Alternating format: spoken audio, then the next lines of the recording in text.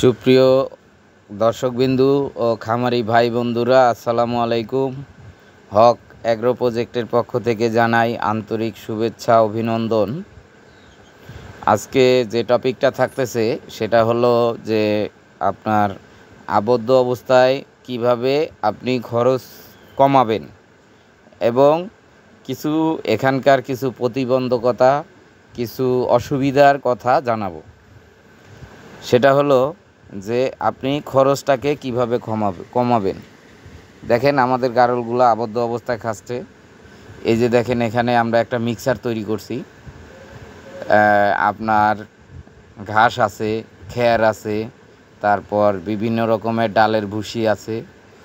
এটারে একবারে মিক্স করে দিছি। এখানে হলো ডালের ভুসি টুসি এগুলা খুব কম পরিমাণ, যাতে সবগুলা খায় সেই জন্য এটা দেওয়া, একটা স্বাদ বাড়ানোর জন্য। আর হলো যে আপনার ঘাস আছে, খ্যার আছে, আমাদের স্মার্ট নেপিয়ার ঘাস প্রচুর হওয়া হয়েছে, যা বলার মতো না, খাওয়ায় শেষ করতে পারতেছি না। এরকম আমাদের স্মার্ট নেপিয়ার ঘাস হয়েছে।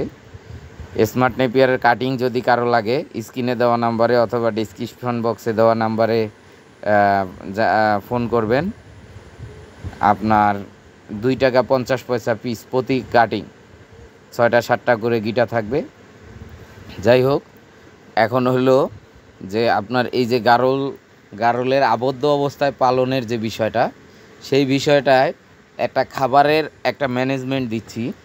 খাবারের মধ্যে মনে করেন যদি মানে প্রতিজনকে কমপক্ষে 5 কেজি করে খাবার দিতে হবে সারাদিনে। মানে আপনার 3 বারে 5 কেজি দিতে হবে বা 6 কেজি দিতে হবে। 2 কেজি করে 6 কেজি খাবে 3 বারে। এখন যদি আপনার 10টা থাকে তাহলে 50 কেজি, যদি 20টা থাকে তাহলে 100 কেজি। 100 কেজি খাবার প্রতিদিন তার লাগবে। এখন আপনি যাই দেন আপনার 100 কেজি খাবার লাগবে। তার মধ্যে হলো যেমন মনে করেন আমরা এই 30 কেজি ধরেন খ্যার দেই।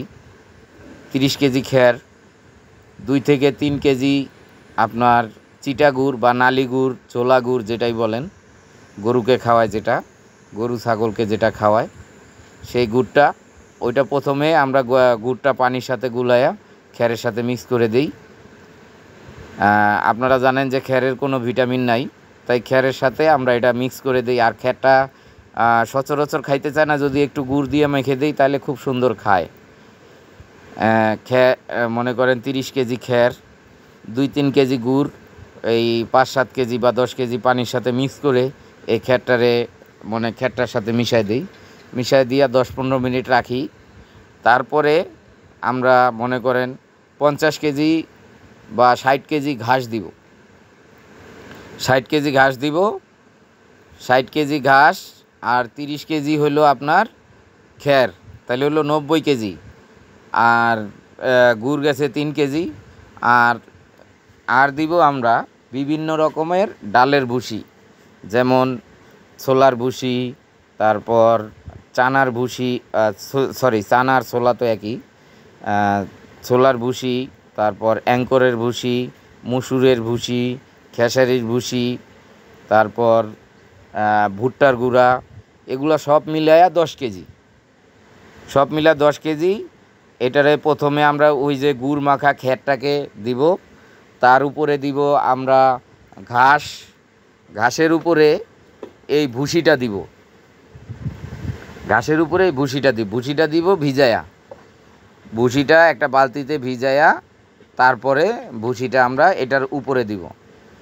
আবার এটার সাথে আপনি কিছু ভিটামিন অ্যাড করতে পারেন, যেমন এগুলা মাঝে মধ্যে দিতে হবে আর কি, যেমন ভাইটাল অ্যামাইনো, তারপর জিঙ্ক, তারপর হলো আপনার কৃমিনাশক করার পরেই দিতে হবে এই আপনার লিভার টনিক, এগুলা খাওয়াইতে হবে আপনাকে। জিঙ্কটা একদম অতীব জরুরি, তার কারণ জিঙ্কটা এই লোমের কাজ করে, আর এদের লোম বেশি। আপনি যদি টাইম মতো জিঙ্ক না খাওয়ান তাহলে লোম উঠে যাবে।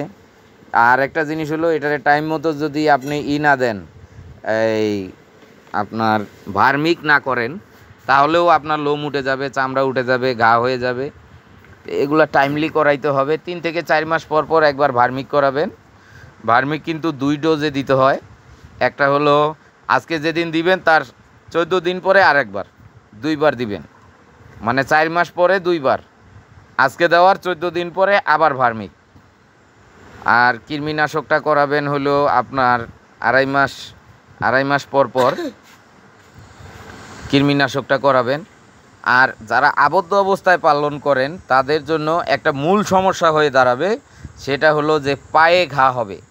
এখানে তারা পায়খানা প্রস্রাব করবে, পায়খানা প্রস্রাব করলে এগুলা তার পায়ের চিপায় ঢুকবে। এই পায়ের চিপায় ঢুকলে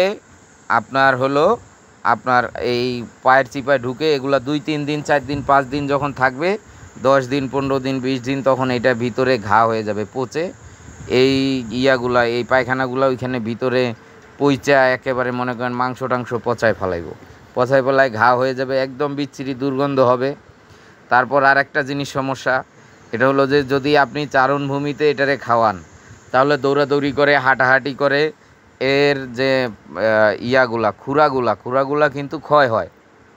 আর যখন আবদ্ধ অবস্থায় পালন করবেন তখন কিন্তু হাঁটাহাঁটি নাই, খুরাটা ক্ষয় হবে না। তখন খুরাটা ক্ষয় না হলে কি হবে, বাড়তি খুরাটা তখন ভাঁজ হয়ে যাবে।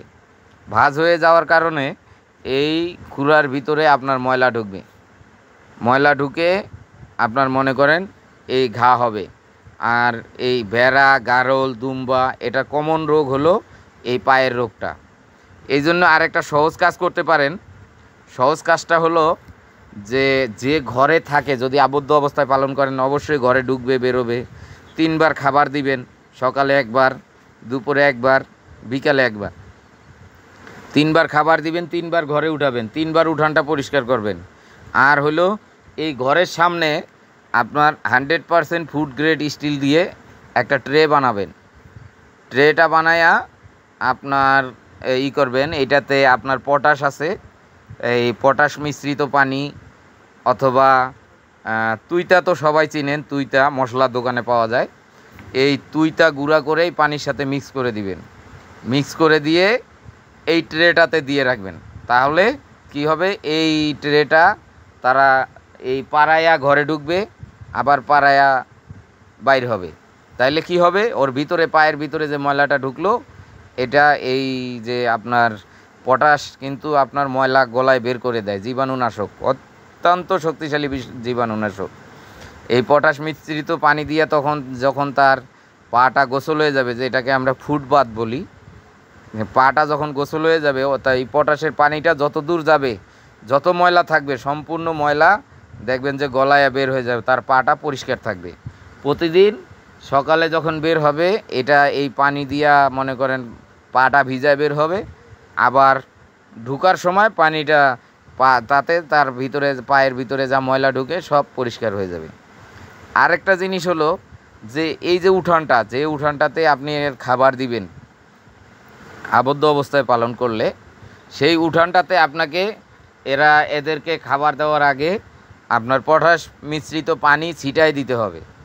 ছিটাই দিলে কি হবে, ছিটাই দিলেও কিন্তু এগুলা তার পায়খানা প্রস্রাবের সাথে মিক্স হয়ে তার পায়ের ভিতরে কিছু ঢুকলে তখন পাটা পরিষ্কার হবে, আপনার উঠানটা একদম ক্লিন থাকবে। যখনই পানি মারবেন উঠানটাতে, দেখবেন যে একবারে ক্লিন হয়ে গেছে, কোনো জায়গায় কোনো ময়লা আটকায় থাকবে না। যদি আপনি পটাশ মিশ্রিত পানি এটাতে ছিটায় দেন। আর একটা হলো যে এটা কোনো জীবাণু বংশ বিস্তার করতে পারবে না। আর হইলো যে এখানে যে ধরেন আপনার কোনো জায়গায় আপনার উঠানে একটু পানি জমা থাকলো, যদি পটাশ মিশ্রিত পানি হয়, তাহলে ওখানে আর মশা মাছি ডিম পারলেও আর ওখানে কিছু মানে বাচ্চা হবে না। তো এগুলো হলো কথা। এই যে উঠানগুলোতে মনে করেন আপনার এই দেখেন প্রচুর পরিমাণের এরা খায়, যেরকম পায়খানাও করে সেরকম প্রচুর পরিমাণের খায়। এই যে দেখেন আমরা এইভাবে দিছি খ্যার, তারপর ঘাস, কিছু ভুসি, এই ডালের ভুসি ছাড়া কিন্তু গমের ভুসি দিবেন না। গমের ভুসি খাইলে পাতলা পায়খানা করে কিন্তু গারল। গমের ভুসি যদি দেনও তো খুব সামান্য পরিমাণ, মানে এটা না দেওয়ার মতো দিবেন। গমের ভুসিতে কিন্তু প্রচুর পাতলা পায়খানা করে। আর হলো যে ভুসি অনেক সময় বস্তার ভিতরে খারাপ থাকে, পচা থাকে, এগুলা কিন্তু দিবেন না। এ হলো কথা। আর হলো যারা গারল কিনতে ইচ্ছুক, তারা আমাদের ডেসক্রিপশন বক্সে দেওয়া নাম্বারে অথবা স্ক্রিনে দেওয়া নাম্বারে যোগাযোগ করবেন। আর যারা আমাদের চ্যানেলে নতুন তারা আপনার চ্যানেলটাকে সাবস্ক্রাইব করবেন, নোটিফিকেশন বেল অপশনটি অল করে দিবেন, তারপর লাইক দিবেন, আপনার সুন্দর একটা মন্তব্য করবেন। এটাই, আপনার কোনো প্রশ্ন থাকলে করবেন, যাতে আমরা আপনার প্রশ্নের টপিকের উপরে আমরা এই আবার একটা নতুন ভিডিও দিতে পারি। এই বলে শেষ করছি। আল্লাহ হাফেজ।